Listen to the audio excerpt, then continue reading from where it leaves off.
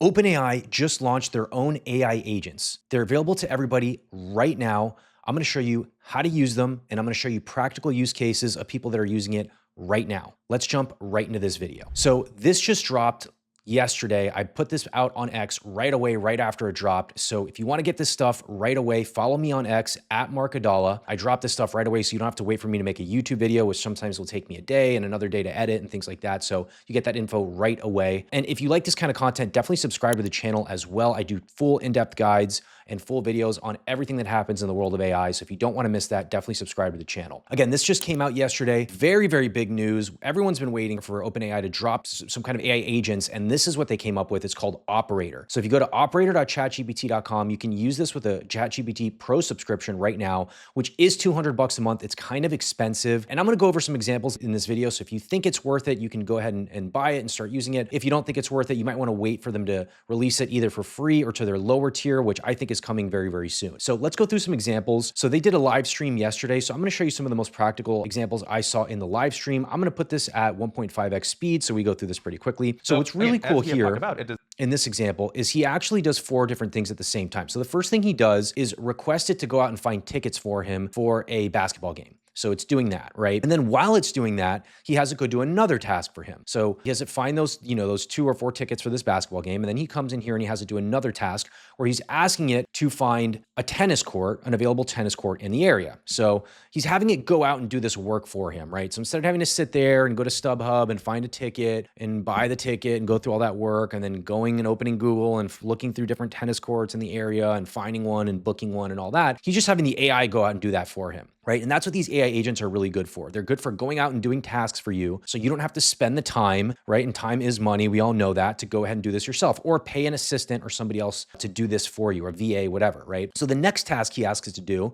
is to find a house cleaner for him. So he comes in and says, hey, can you find me a house cleaner for the next week? And it goes in here and it does that for him. So now he's running 3 simultaneous tasks at the same time. And then the last thing he has it do is go ahead and go to DoorDash and order a bunch of pizzas for him while he's working here in the office, right? So it's doing 4 separate things at the same time for him. And if it needs some response for him, if it needs to ask him a question or, whatever these tasks are doing, it will send him a notification. So if you have the ChatGPT app, it'll send you a notification to the app, or it'll just send you a notification in your browser if you have the notification set up. So you can see that, if it has a question for him, it'll go ahead and pop that up here. So I've entered house cleaning as a service. Should I proceed with the search? And he says yes, right? And it goes ahead and does this for him. So some practical examples you can see here, and you can see he's got some tickets lined up here that he can go ahead and buy. So the next one I thought was pretty interesting is he went through and had it do some grocery shopping for him. So he uploaded a grocery list that was just written down on a piece of paper, and he had it go ahead and go and do this shopping on Instacart. So instead of having to, go to Instacart and find all these groceries, he just has the AI do it for him. He just uploads the list and it just goes out and finds these groceries for him. So I make a list on Evernote, for example.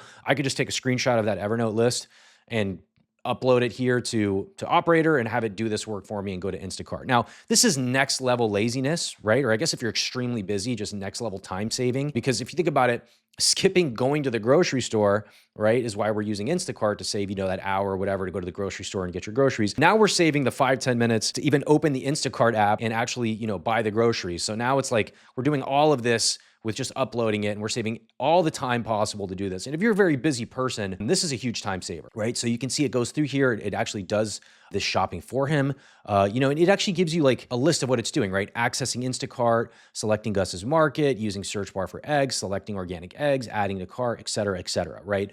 So it's doing all this for you, and it's giving you a list of what it's doing. And you can jump to live here and you can see what it's doing. So it has a little recording. So if you click on these, you can see all of the actions it did, and you can get a little recording of what it's done, right? So you can kind of monitor what it's doing, which is pretty cool. So another last example here I put in this thread that I thought was pretty cool is it goes ahead and does a booking for a dinner reservation. So they go ahead and ask it to book a table at a certain restaurant for a certain time. It goes out, finds that, and books it for you. So I don't know if this is the best example, because in the time it takes you to, go through here and click, you could probably just go to OpenTable and get this yourself. But pretty cool to see that it's able to do this, right? Go online and do these tasks for you. I'm going to show you some more that Rowan Chung here, who's another big influencer here on X in the AI world, he goes through and he had early access to Operator. And these are more sort of personal tasks. So he does another shopping thing, right? So he gives it like an ingredient list for like a cake that he wants to bake, right? So he says, go out and find this stuff and get the cheapest prices so I can order this, right? So this is actually kind of interesting. So it goes online, finds a grocery store, goes to Walmart eventually, finds these ingredients from Walmart for that cake or whatever he's trying to make, right?